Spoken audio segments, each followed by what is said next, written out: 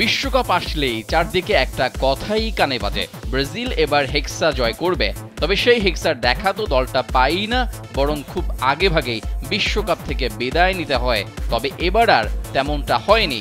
সব বাধাকে উপেক্ষা করে অবশেষে হেক্সা মিশন পূরণ করেছে ব্রাজিল, তাও আবার চিরপ্রতিদ্বন্দ্বী আর্জেন্টিনাকে হারিয়ে। হ্যাঁ, ব্রাজিলের মূল জাতীয় দল হেক্সা মিশন কমপ্লিট করতে না পারলেও পেরেছে তাদের ফুটসাল দল। উজবেকিস্তানে অনুষ্ঠিত ফিফা ফুটসাল বিশ্বকাপে এই কীর্তি গড়ে সেলেসাওরা, আর যার মাধ্যমে এই টুর্নামেন্টের সর্বোচ্চ শিরোপাজয়ী দল এখন ব্রাজিল। 250-টিরও বেশি ডিজাইন অপশন নিয়ে ওয়ালটন স্মার্ট ফ্রিজ, বোঝে আপনার প্রয়োজন। রোববার ব্রাজিল তাদের ফুটসাল আধিপত্যকে আরও এক ধাপ এগিয়ে নিয়ে গেল।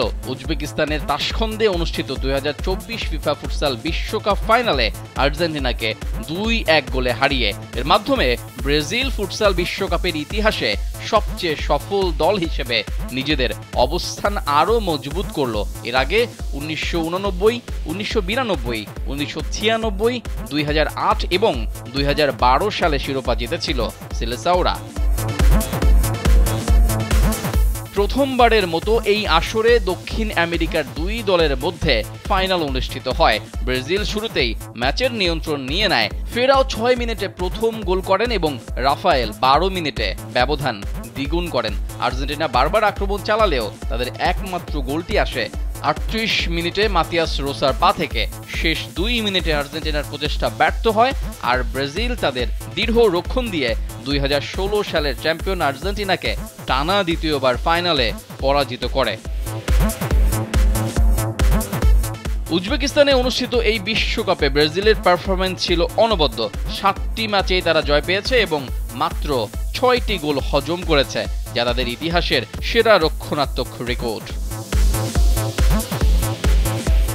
2024 সালের ফিফা ফুটসাল বিশ্বকাপ অনেক নতুনত্বের জন্ম দিয়েছে। প্রথমবারের মতো এই টুর্নামেন্টটি মধ্য এশিয়ায় অনুষ্ঠিত হয়, যেখানে তাশখন্দ, আন্দিজান এবং বুখারা শহরে 1,50,000-এরও বেশি দর্শক ম্যাচ উপভোগ করেছে। এছাড়াও নিউজিল্যান্ড, তাজিকিস্তান, আফগানিস্তান এবং ফ্রান্স প্রথমবারের মতো ফিফা ফুটসাল বিশ্বকাপে অংশ নেয়, যা ফুটসালের বিশ্বব্যাপী জনপ্রিয়তা বৃদ্ধির প্রমাণ। রেজাউল করিম, কালবেলা।